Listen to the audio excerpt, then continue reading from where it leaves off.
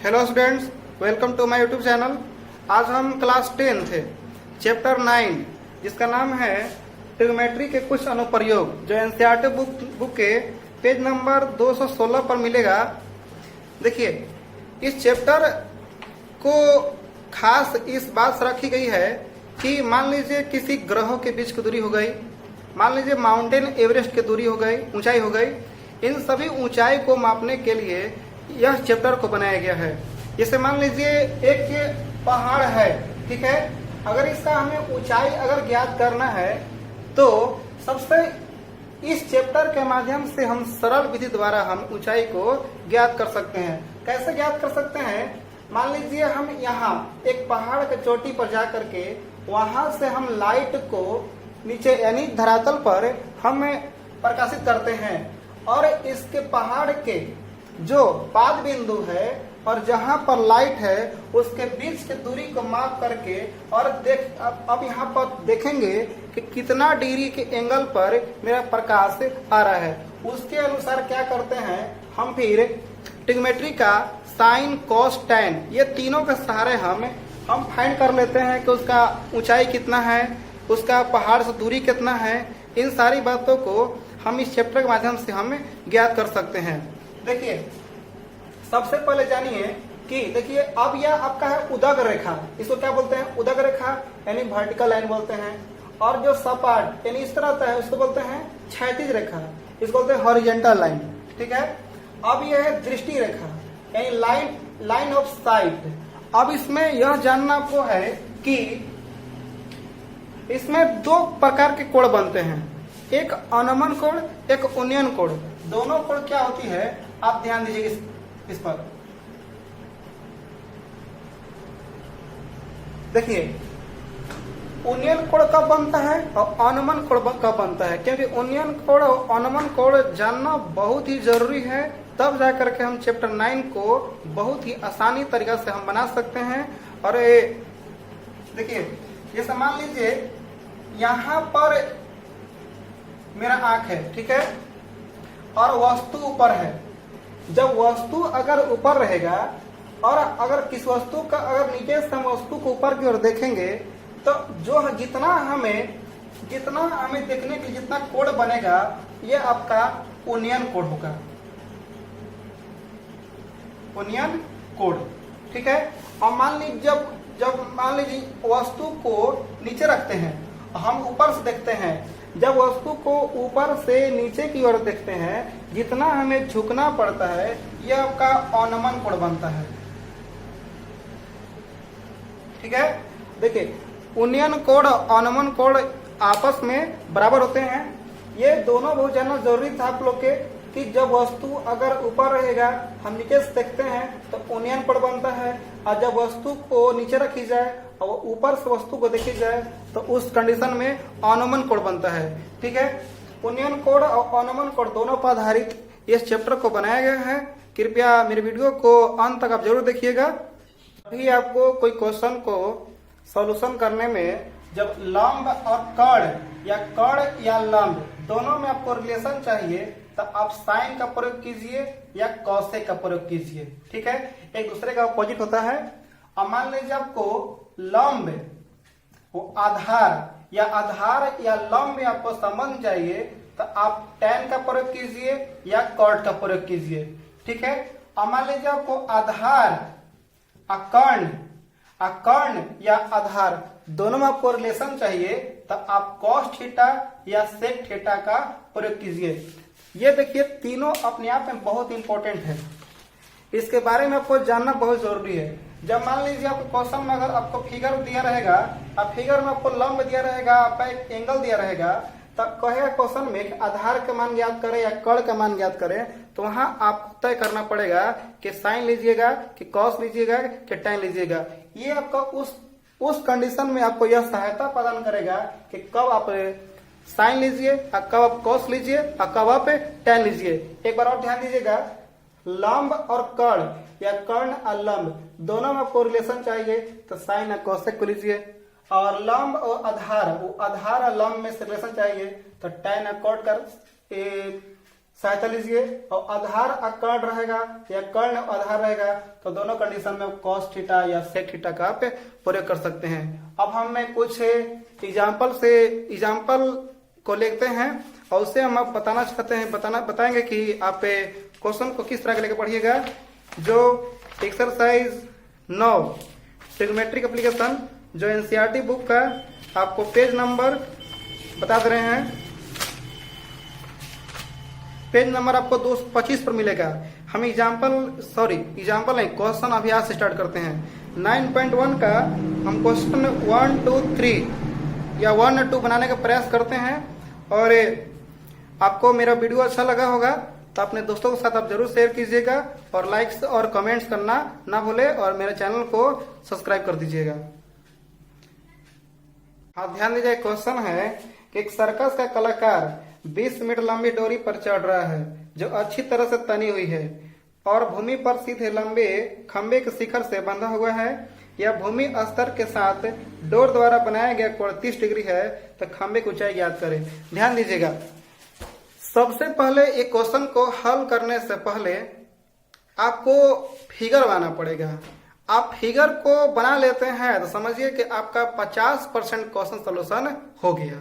ठीक है, क्योंकि फिगर ही इस चैप्टर का सबसे महत्वपूर्ण भूमिका निभाती है।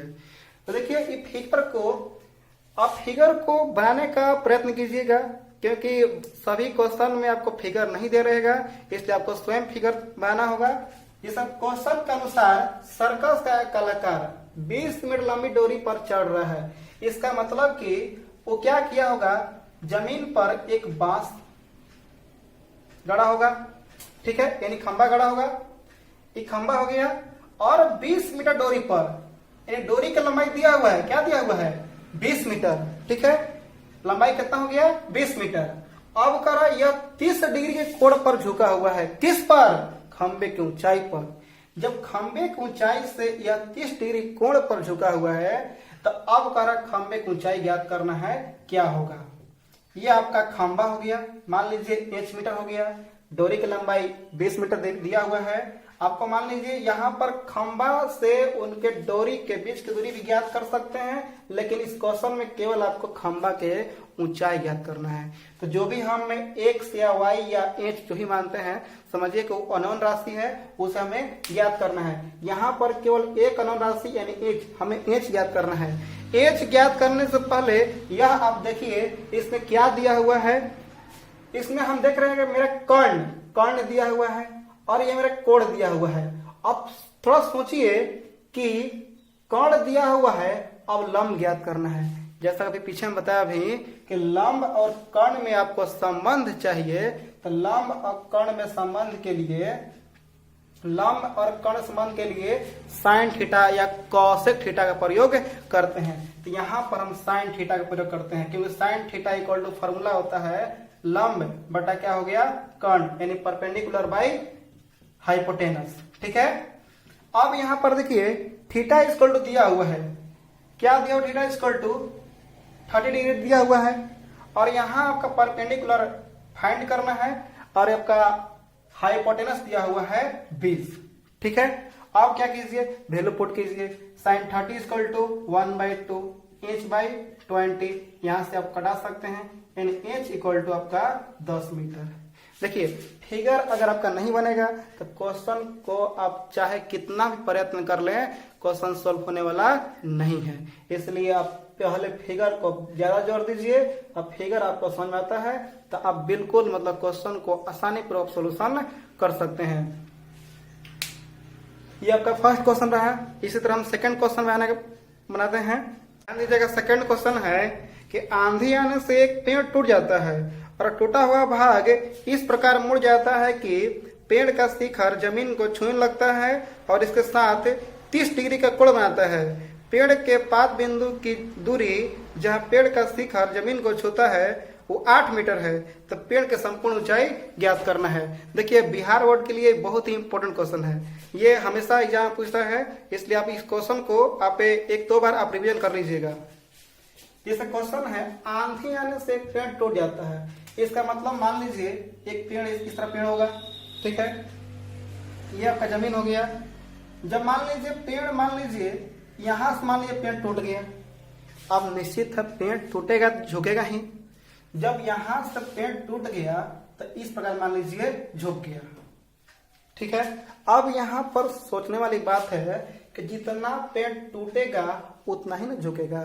कहने का मतलब अगर मान लीजिए टूटेगा 5 मीटर झुकेगा 5 मीटर, टूटेगा अगर 2 मीटर तो झुकेगा 2 मीटर। इसका मतलब अगर मान लीजिए अगर ये अगर y होगा तो ये भी आपका y होगा। ये मान लीजिए h, ये मान लीजिए x।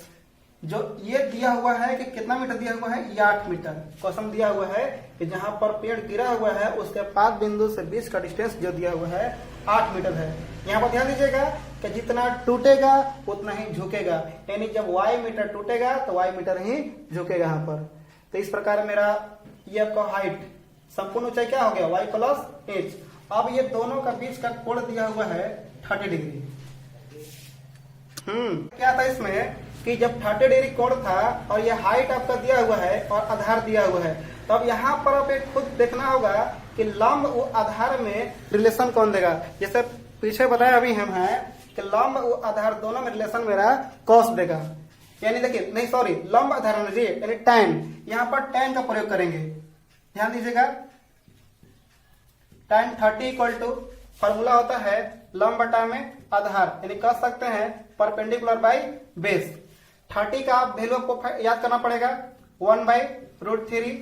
परपेंडिकुलर दिया हुआ है h और बेस दिया हुआ है 8 मीटर।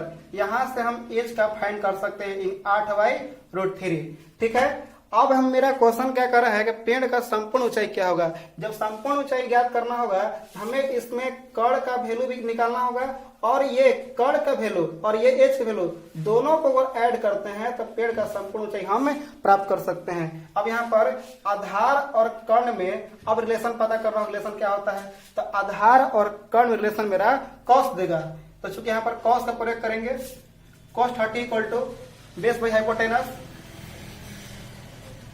यानी आपका cos 30 वैल्यू आपको याद करना पड़ेगा √3/2। बेस दिया हुआ है 8 मीटर, हाइट आपको फाइंड करना है। हाइट इक्वल टू कितना हो गया 8 × 16/√3। अब हमें क्या करना है, पेड़ का संपूर्ण ऊंचाई ज्ञात करना है। यहाँ पर लिखेंगे कि पेड़ की संपूर्ण ऊंचाई, यहाँ पर क्या हो जाएगा h और y दोनों को ऐड कर देंगे। जैसा मैं बताया अभी है कि जो भाग टूटेगा वही भाग झुकेगा, इसलिए दोनों को हम क्या कर देंगे, दोनों ऐड कर देंगे। तो इस प्रकार मेरा पेड़ का संपूर्ण ऊंचाई हम प्राप्त कर सकते हैं। यहाँ पर देख सकते हैं कि 8/√3 ये 16/√3। अब इसको हम एलसीएम निकाल सकते हैं। √3 8 + 16 यानी 24/√3 हो गया। जैसा कि हम बताए हैं कि ट्रिग्नोमेट्रिक पार्ट में कोई भी क्वेश्चन को डेनोमिनेटर जो होता है रूट में नहीं छोड़ते हैं। रूट्स को हटाने के लिए हमें इरेस्लेशन यानी परमीकरण करना पड़ता है। यहाँ पर क्या करेंगे, रेसलेशन कर देंगे, यानी 24√3/3। अब यहाँ से आप कटा सकते हैं, यानी मेरा प्राप्त हुआ 8√3। इस प्रकार मेरा पेड़ का संपूर्ण ऊंचाई मेरा प्राप्त हुआ 8√3 मीटर। Thank you. और पूरा हम नेक्स्ट पार्ट बी जल्दी लेकर आएंगे।